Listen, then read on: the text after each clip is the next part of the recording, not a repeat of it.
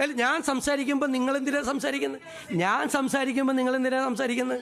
നിങ്ങളിപ്പോൾ എത്രാമത്തെ പ്രാവശ്യം ഇടപെടുന്നത്? ഞാൻ പറഞ്ഞല്ലോ, ഞാൻ പറയട്ടെ. നിങ്ങൾ അതല്ലല്ലോ,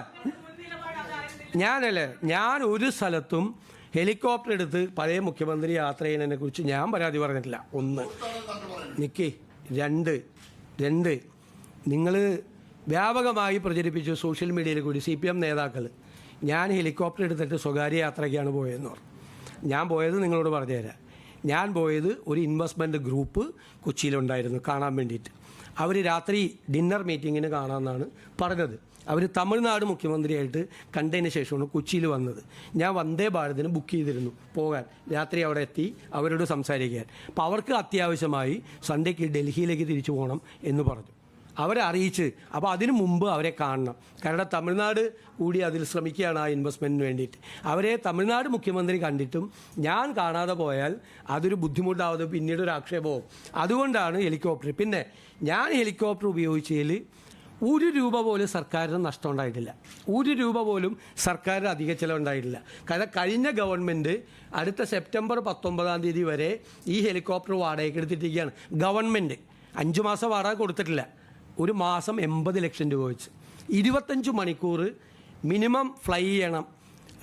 അത് ഫ്രീ ആണ്. 25 മണിക്കൂർ ഫ്ലൈ ചെയ്യണം മിനിമം. 25 മണിക്കൂർ അത് ഫ്രീ ആണ്. അത് ചെയ്തില്ലെങ്കിലും ഈ 80 ലക്ഷം രൂപ കൊടുക്കണം. ഞാൻ യാത്ര ചെയ്തുകൊണ്ട് സംസ്ഥാന സർക്കാരിന് ₹1 നഷ്ടം ഉണ്ടായിട്ടില്ല. ആകെ 3-4 മണിക്കൂറാണ്. കാരണം 2 മന്ത്രിമാർ വയനാട്ടിൽ പോയതും ഞാൻ വയനാട്ടിൽ പോയതും മാത്രമാണ് ഞങ്ങൾ ഈ ഗവൺമെൻറ് വന്നതിന് ശേഷം ഹെലികോപ്റ്റർ ഉപയോഗിച്ചേക്കണത്. ഞാൻ എൻ്റെ പാർട്ടി സമ്മേളനത്തിന് പോയിട്ടില്ല. മുഖ്യമന്ത്രി ആയിരുന്ന സമയത്ത് പിണറായി വിജയൻ പാർട്ടി സമ്മേളനത്തിൽ പങ്കെടുക്കാൻ ഹെലികോപ്റ്റർ ഉപയോഗിച്ചിട്ട് അത് ഈ ഡിസാസ്റ്റർ മാനേജ്മെൻറ്റിൻ്റെ ഫണ്ടിൽ നിന്ന് ആ പൈസ കൊടുത്തിട്ടുണ്ട്. എന്നെ കൊണ്ട് ആ ചരിത്രം ഒന്നും പറയിപ്പിക്കരുത്. അദ്ദേഹം നടത്തിയ യാത്രകളൊന്നും പറയരുത്. ഞങ്ങൾ ഒരു സ്വകാര്യ യാത്രയും നടത്തിയിട്ടില്ല.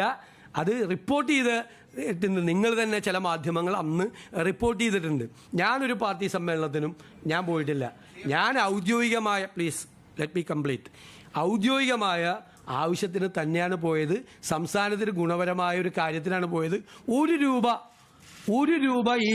ഈ സർക്കാരിന് അതുകൊണ്ട് നഷ്ടമുണ്ടായിട്ടില്ല. ₹1 വെറുതെ വാടകയ്ക്കെടുത്ത് മാസം 80 ലക്ഷം രൂപ കൊടുത്ത് ഇത്തിരിക്കുന്ന സാധനമാണ് ഉപയോഗിച്ചത്. ഞാൻ പറയട്ടെ, അങ്ങ് സംസാരിക്കല്ലേ പ്ലീസ്.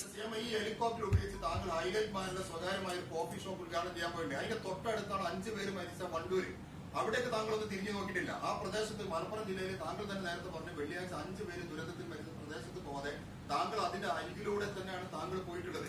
കരിപ്പൂർ വിമാനത്താവളം അവിടെ നിങ്ങൾക്ക് ഇറക്കി ആ വണ്ടൂർ പോയി ആ കുടുംബത്തെ നിങ്ങൾക്ക് കാണാമായിരുന്നു. അങ്ങ് ഇവിടെ വന്നിരുന്നു പ്രസംഗിക്ക്.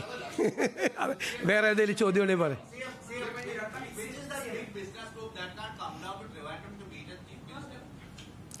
ഇനിയിപ്പോൾ അവരുടെ പേര് പറഞ്ഞിട്ട് അതുകൂടി ഇല്ലാതാക്കാൻ വേണ്ടിയിട്ടുള്ള ശ്രമമാണ്. അവരുടെ പേര് കൂടി വലിച്ചേക്കുക. അതെ,